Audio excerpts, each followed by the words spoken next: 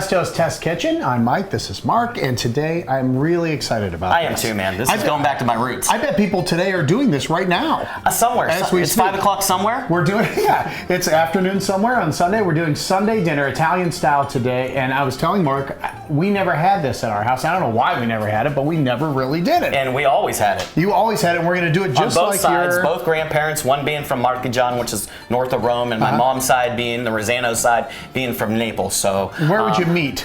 We would meet at either grandparent's house. Okay. And you know, back then we were so blessed because all the grandkids would come over. Mm-hmm. All my grandparents had cherry trees, they had pear trees, they had plum trees, apple trees, big, huge gardens. So we rarely had to go to the grocery store at all in the summertime, and in the wintertime we canned to preserve vegetables for all year round. Did you like Sunday dinner when you were a kid? It seems like something. The best thing. You did like it. It seems like something you like it more as you get older. You know no, I liked it when I was young as well. So many great menus because, you know, as we all know, food brings back memories. That's true. You know, it clicks something in the back of your head. Said, oh, I remember that as a kid. You know, one of the things that clicks back to me is, you know, I was going through my cooler last night and I found some great oranges, and it just brought back a memory. My grandfather, Fred, God rest his soul, he used to always make a quick appetizer, and he would take an orange and he would just cut off the ends, peel it, and then he would make slices of the orange, and then we would take and drizzle extra virgin olive oil, salt, and pepper on that.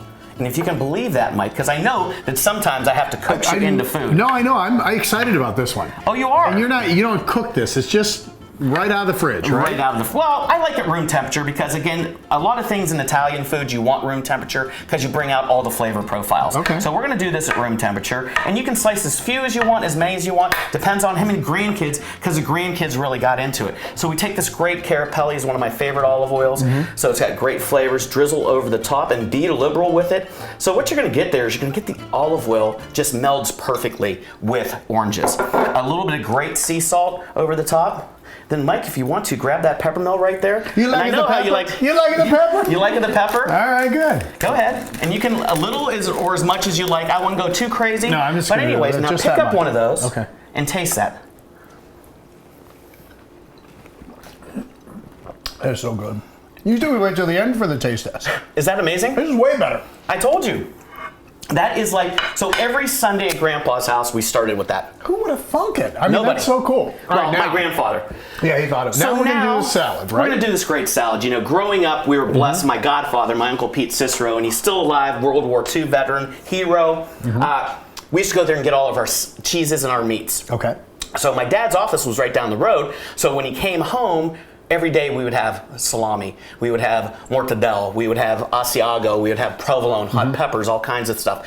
So at the end of the week, there was these little niblets left of everything. So my dad would go into the refrigerator, ice box, and he would make this salad. So he would take whatever, and again, this is a leftover salad. Right. So he would take whatever leftover greens we had, everything like that, and we're gonna make a great red wine vinaigrette. We have a couple different kinds of greens in here, right? Gotta have endive in there. Okay. That was like a staple. Endive, escarole, and sometimes in the spring, dandelions. So Exactly. Very good. So some great red wine vinegar. Use a strong, like 5% acidity. Okay. Again, you have to have the most amazing olive oil. You really do. And Mike, if you could hand me that honey and that mustard over there. Yeah. It's in the so front. what we do, typically vinaigrettes are 2/3 of olive oil and 1/3 of, well, 2/3 oil and 1/3 vinegar. Okay. I like a heavy amount of acidity in my dressings because it brightens the palates. Right.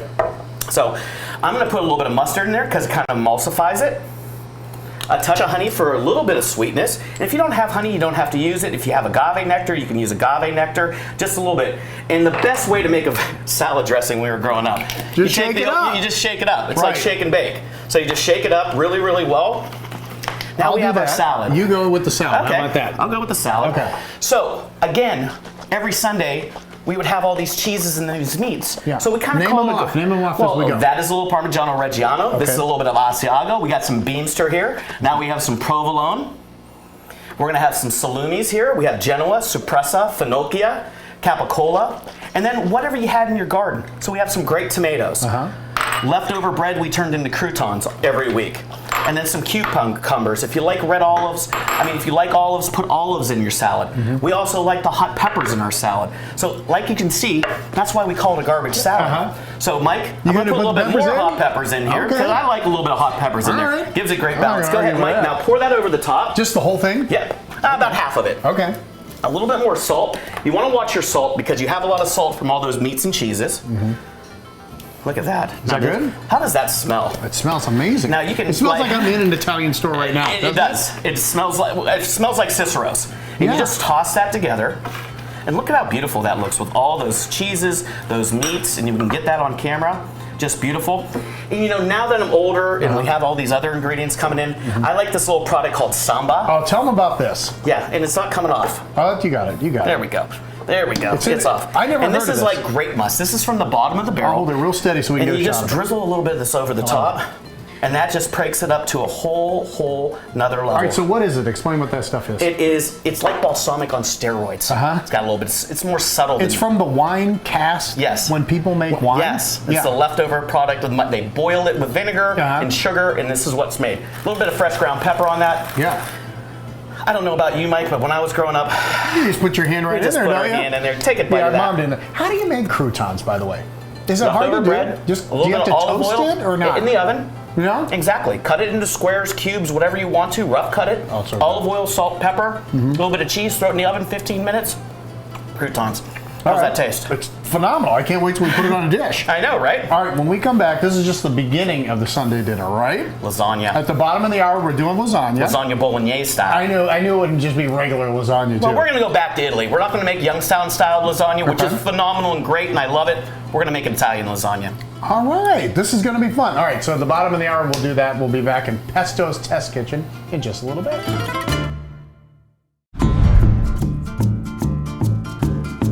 In Pesto's Test Kitchen, if you remember, we did the beforehand stuff. We did a little appetizer. We did the oranges and olive oil. We did the garbage salad. We did the garbage salad. Now we're making the sauce. We're making bolognese sauce. Let's make the sauce. This is my death row sauce. The last thing I want to have. Exact. Every chef has a dish. This is my death row wish. Are you going away?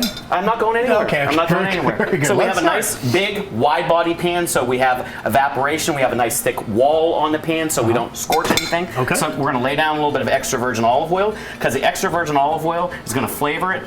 It's also going to temper the butter so the butter doesn't smoke as much. Okay, we're going to put in some sweet unsalted butter. And Mike, if you grab the the carrots and the onions over there. Nice hot pan. We'll put them in now? Yep, about half of that. I'm going to put in some slivered garlic. I like using slivered garlic because it's a little bit more subtle than just finely minced garlic. Okay, we're going to hit that with a pinch of salt because salt brings out all the liquid in the celery, the carrots and the onions, just like that. We're going to stir it, and we want to sweat this because there's a lot of acid in the onions and we want that all to dissipate. What's sweating mean?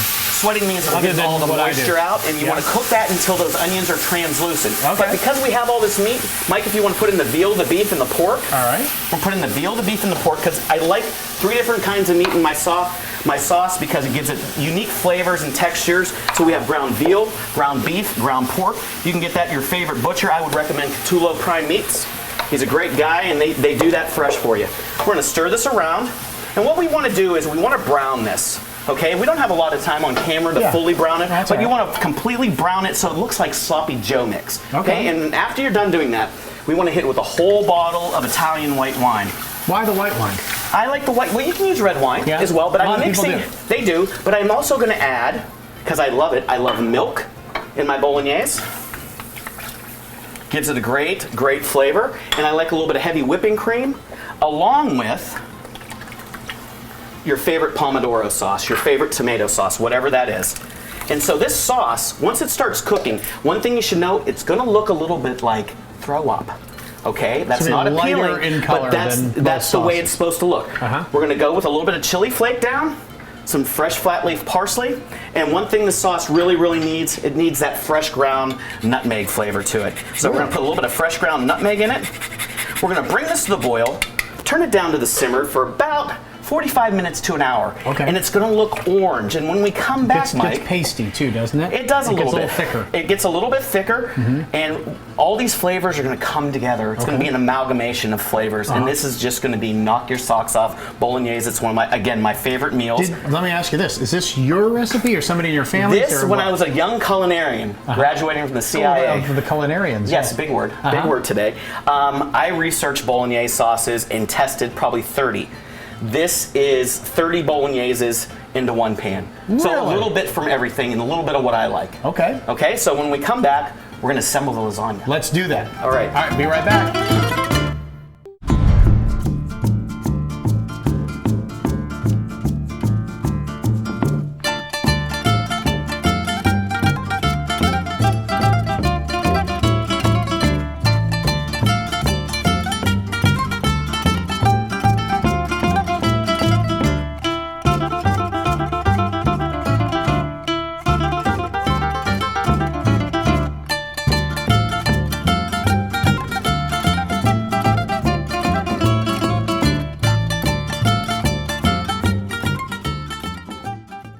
Back here in Pesto's Test Kitchen, and you know how we're supposed to wait for the reveal to eat things? I know. I'm having a real trouble. It was too many movements getting it out of the stove to there. I'm eating things. Well, you want to eat things. When I your know. back is turned, I'm eating things. Anyway, so anyhow, we're gonna do lasagna. We're gonna make lasagna bolognese. But I've never seen it like this. So Well, this is different. This is from Bologna in Italy, and this is classically the way they do the lasagna there. So we're gonna take this beautiful bolognese, and you can see how it came together. You know how I mentioned it looked like something unpleasant. Yes. Well, now it's all together, and we're gonna put a nice coating of that on the bottom.